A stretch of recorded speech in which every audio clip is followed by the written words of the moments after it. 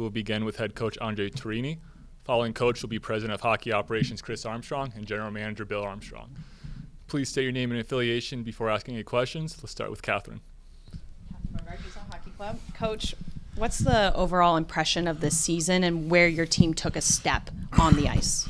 Well, I think we took a lot of steps. I think if we can go back at the training camp, you were asking us how will you keep the puck out of your net and how this team will perform defensively. I think our underlying numbers showed how much we improved defensively, how much that team commit to defend better.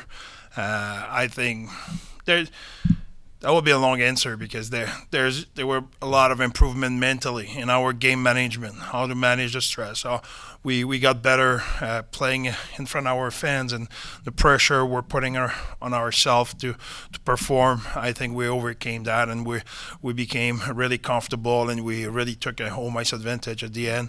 I think the way we manage the pressure situation in game, we played so many tight games, so many one-goal games, so many games where we had the lead by one or trailing by one in the third, and the way we perform, I think all of that was a huge step for our team.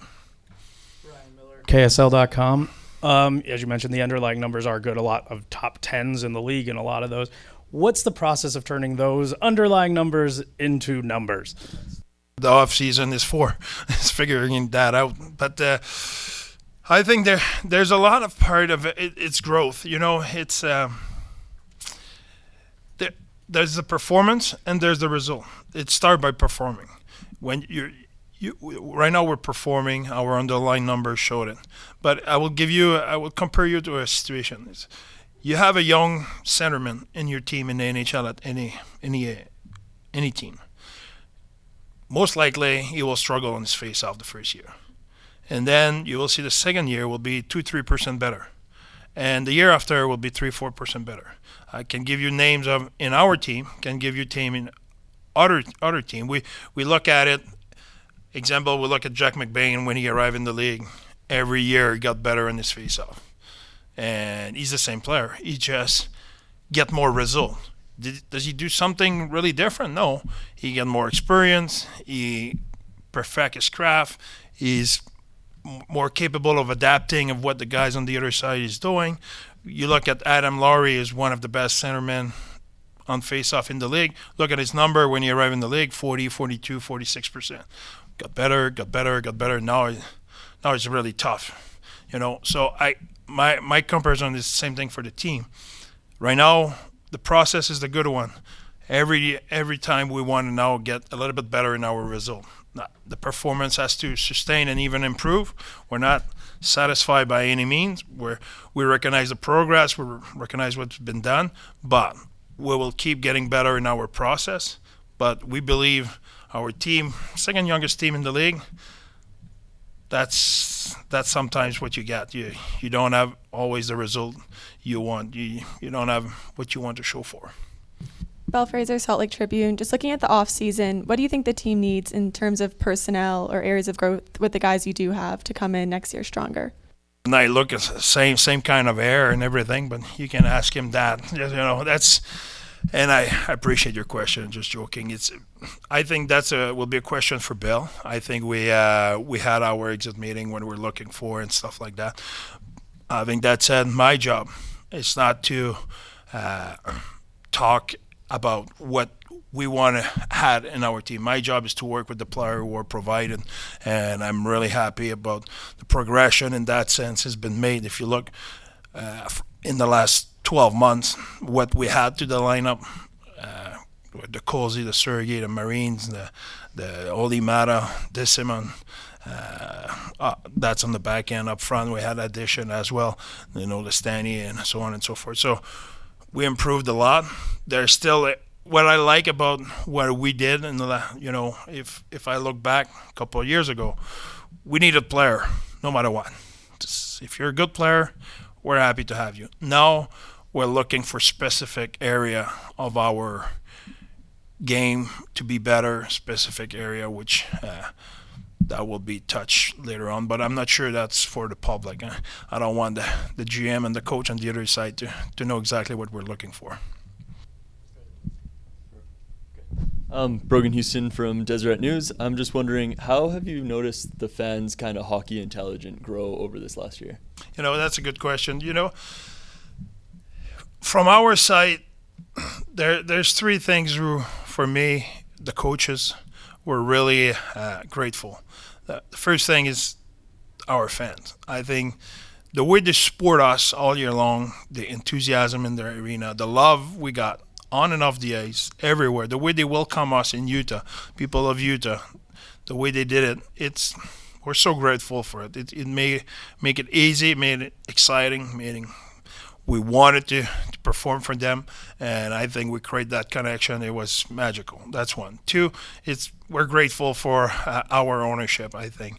Ryan and Ashley, the way they treated us and what they provide for us and the environment they create and the value they push inside of our organization, it's been awesome. So we're really grateful for them to be with us and to support us all the time. And the third one, and I cannot go beside that, is our player, the way they fought, the way they progressed, the way, along the way I talk, the first question about how we progress this season, every time they put their mind at something, they really dig in to improve, and they were resilient, they were connected, they were engaged, they were disciplined on what we have to do to get better, and they really get better. So I'm really grateful for their effort, their commitment, their enthusiasm, the way they embrace the community in Utah. That was amazing. So for those things, I'm really, really grateful. Tom Walker, Sports Radio Service.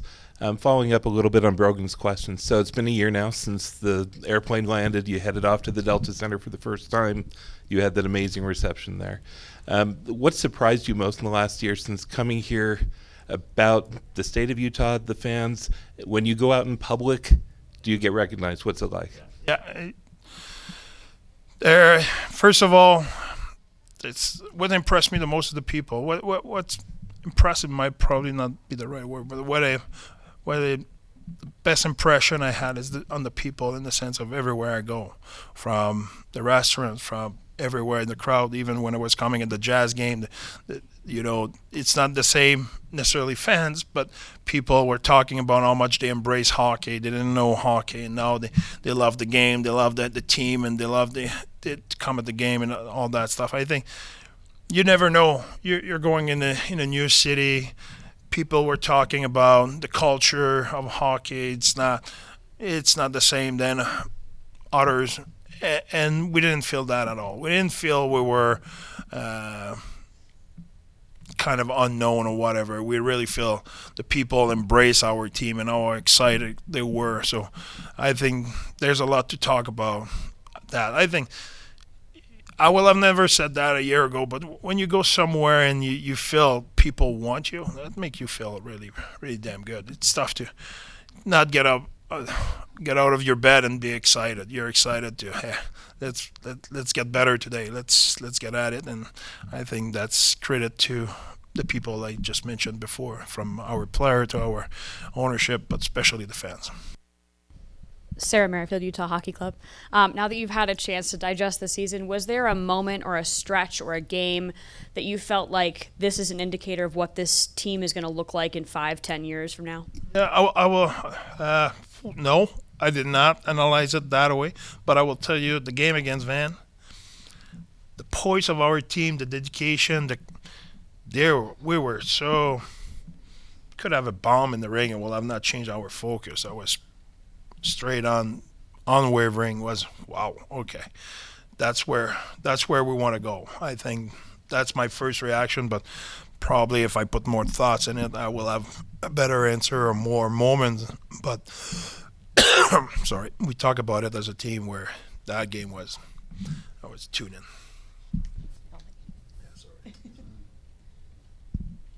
Catherine Bogart, Utah Hockey Club.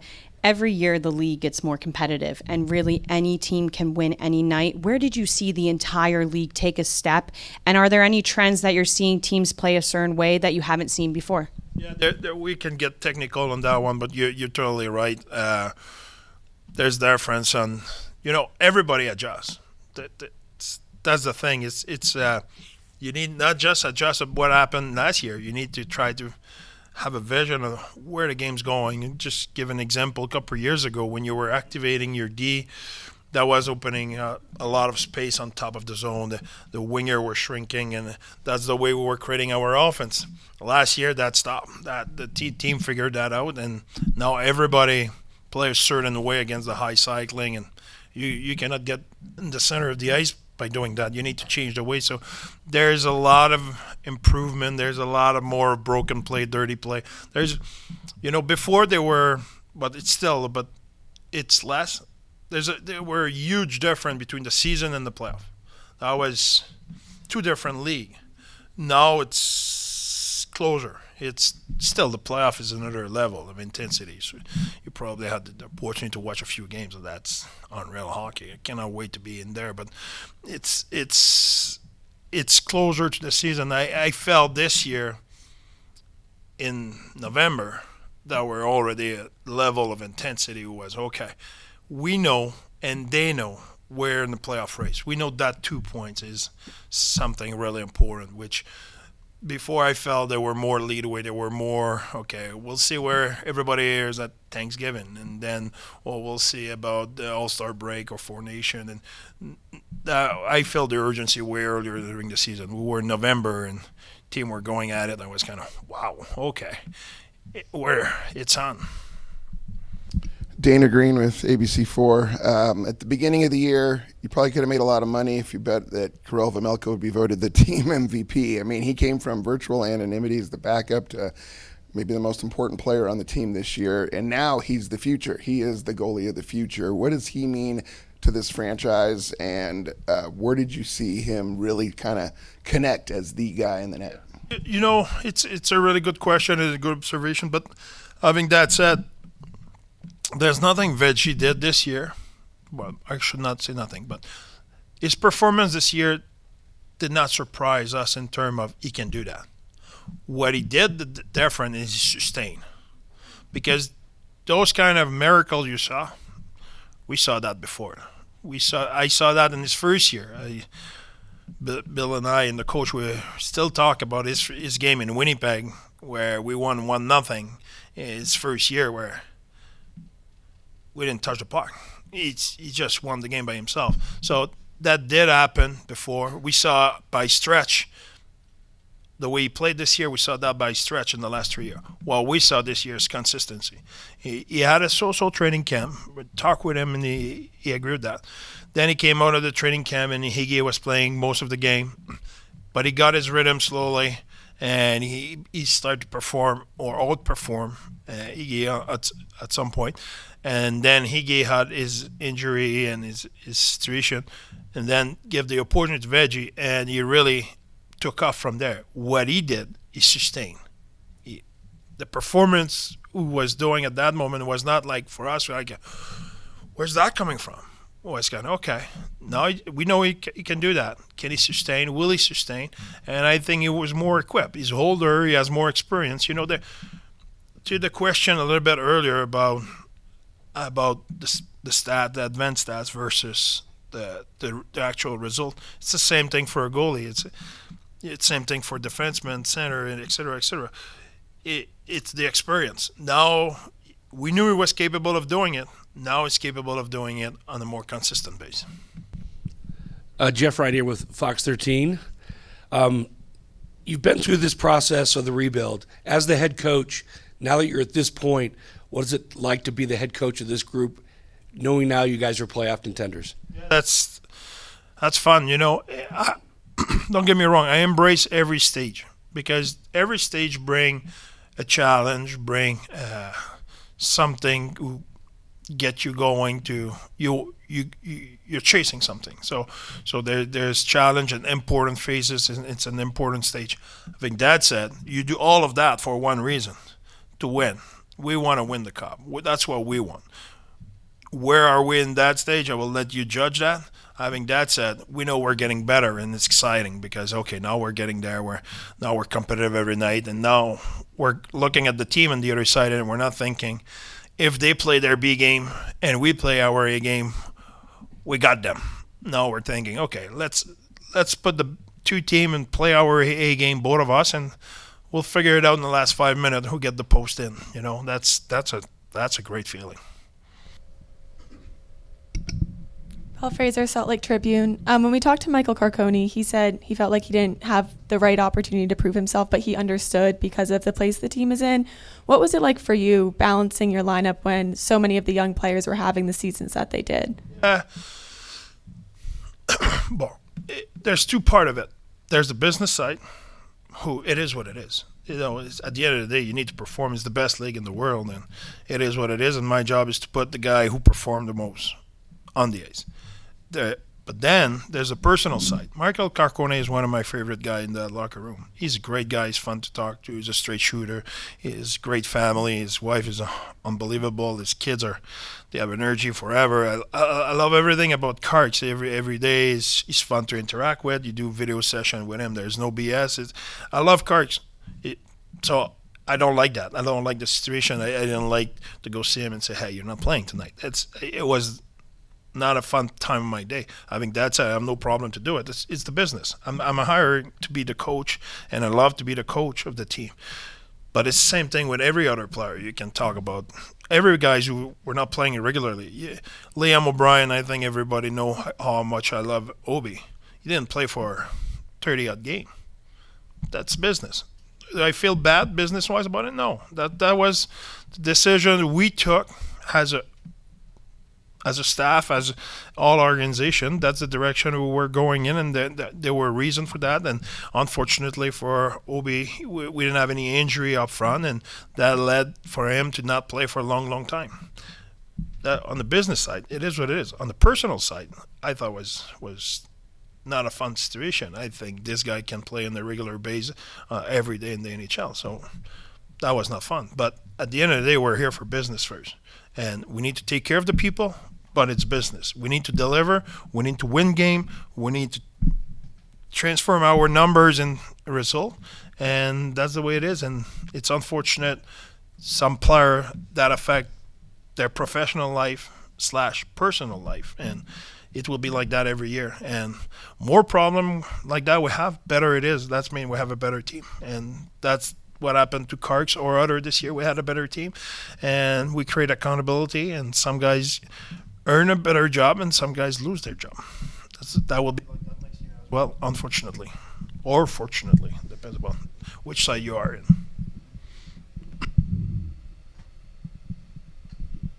Brogan Houston again, Deseret News. I'm just wondering if you're planning on going to the World Championship this summer. No, I'm not. No, this year will be a little bit of time with the staff, and playoff. We'll follow the playoff. We'll do a little bit of a scouting in the playoff as well, and that will be prepping for next year and take some personal time. I think everybody understand last summer was what it was, so I'll try to make up for it a little bit and take care of the family. And no, my kids are a little bit spread out. They're all in Quebec, but they're all about 8 hours apart, so there's a little bit of travel. Mommy planned a little bit of travel. Any more questions for Coach? All right. Thank you, Coach. We'll have Bill and Chris momentarily. Thanks, everyone. All season was great. It was great first year. Thank you.